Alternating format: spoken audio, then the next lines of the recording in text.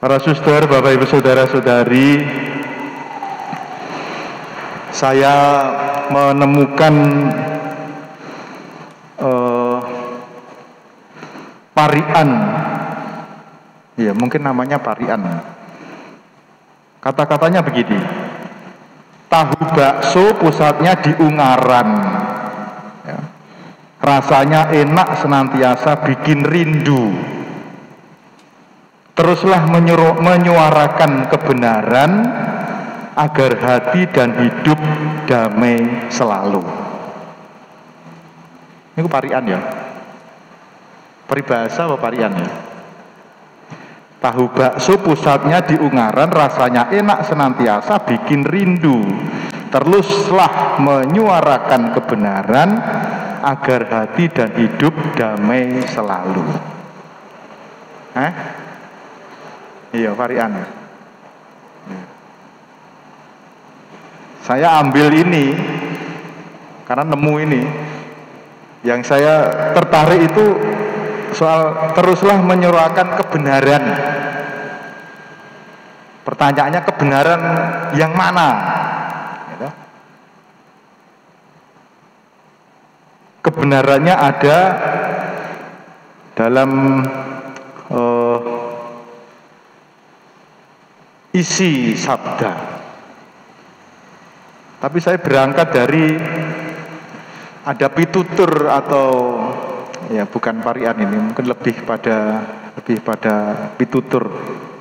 Gelem nongko ora gelem pulute. Nah, itu pitutur ya. Gelem nongko ora gelem pulute.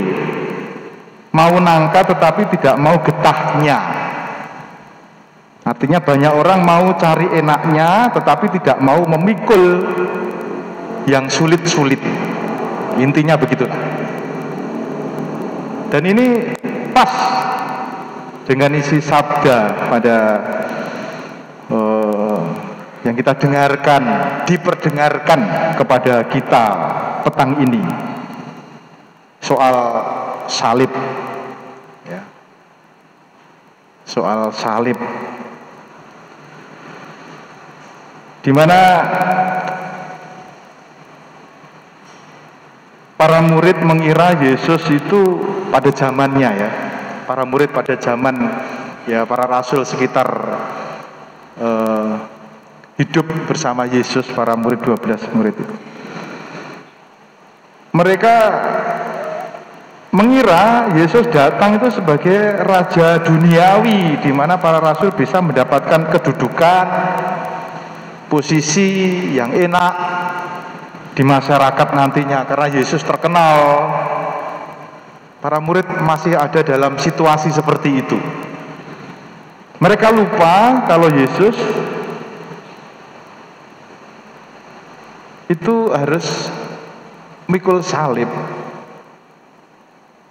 Raja kerajawian Yesus itu ketika dia harus melakukan pengorbanan di salib, melayani, menjadi pemimpin melayani. Tapi para murid durung dong, belum paham waktu itu. Baru ngeh paham itu ketika Pentakosta, dibuka matanya, dibuka mata batinnya, kesadarannya dibuka. Tapi ketika masih bersama Yesus, banyak penyangkalan. Murid-murid 12 murid-murid itu 12 orang itu karakternya mau macam-macam. Ya, pengkhianat. Terus apalagi ya? Keras kepala. Angin-anginan, macam-macam.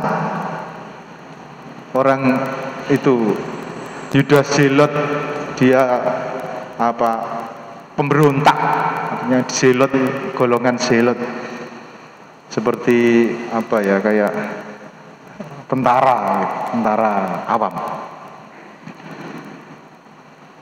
Tuhan Yesus menunjukkan bahwa setiap orang yang ikut aku menyangkal diri, pikul salib dan ikut aku. Inilah kebenarannya dari tarian tadi, teruslah menyuarakan kebenarannya itu. Menyangkal diri, pikul salib dan ikut aku. Pertanyaannya apa artinya menyangkal diri?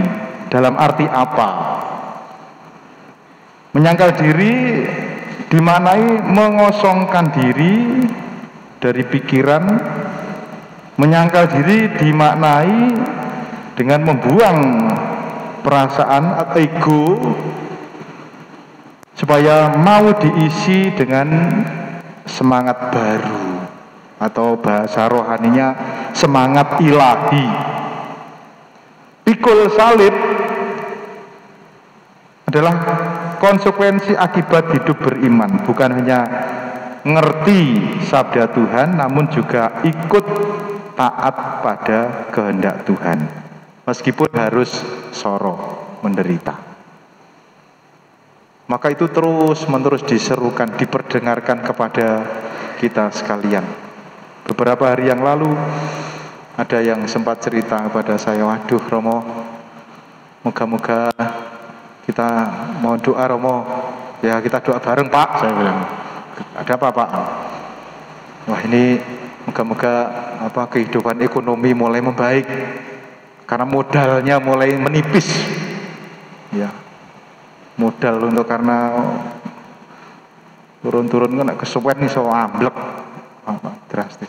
Modalnya mulai menipis. Masih bisa bertahan, puji Tuhan, banyak yang gurung tikar. Itulah kehidupan sekarang ini. Ya.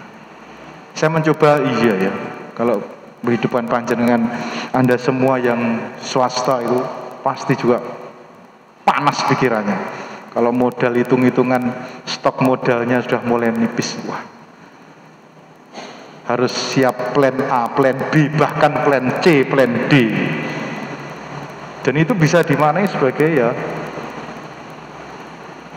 salib-salib yang harus dipikul. Kalau sendirian mungkin tidak mampu, namun karena punya iman, punya harapan, diberikan spirit kekuatan. Bisa dibayangkan kalau kita manusia tidak punya pengarep-arep harapan, pasti mudah putus asa. Karena masih punya harapan, ini ada semakan ayo memacu diri sendiri. Saya dan Anda, kita semua diajak untuk melalui sabda pada petang hari ini. Mari kita belajar dari makna salib. Salib tempat bersandar bagi tubuh Tuhan Yesus. Ya, ketika tersalib, Tuhan Yesus tersalib, ya tersandar di salib, berserah pada kehendak Bapa sampai kesudahan. Salib juga tempat sang manusia Yesus itu sekarat memberikan sabda pengampunan. Wis disalib, ya, soro, dia masih mampu memberikan sabda pengampunan. Ampunilah ya Bapa, ampunilah mereka, sebab mereka tidak tahu apa yang mereka lakukan. Bayangkan, teladan Tuhan Yesus ini luar biasa. Kalau kita runtut gitu ya, ketika jalan salib, devosi jalan salib itu, perhatikan ininya, apa yang terjadi saat itu. Tuhan Yesus ketika disalib, dia masih mengampuni. Ini sesuatu yang luar biasa.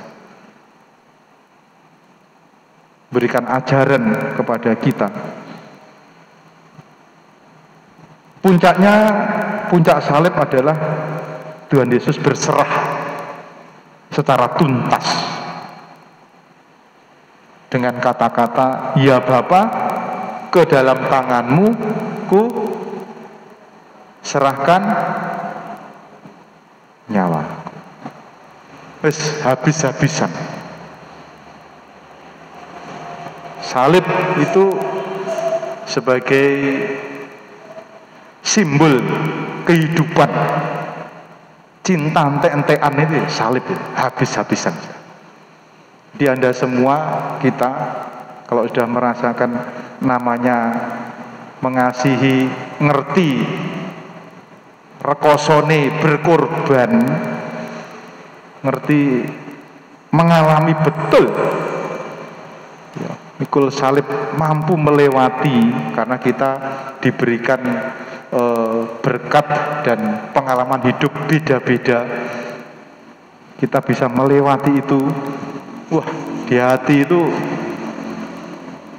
plong ya.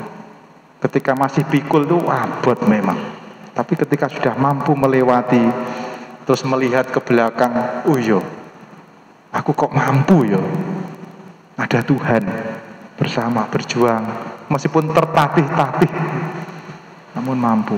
Dan itulah pengalaman hidup. Maka sabda pada petang hari ini membantu kita akan pengalaman memikul salib. Salib itu seperti ibaratnya berat ya. Mikul salib pasti berat, namun akhirnya menjadi berkat. Dari yang berat, akhirnya kalau mampu melewati akan menjadi berkat dalam hidup iman kita. Tuhan memberkati kita sekalian. Amin.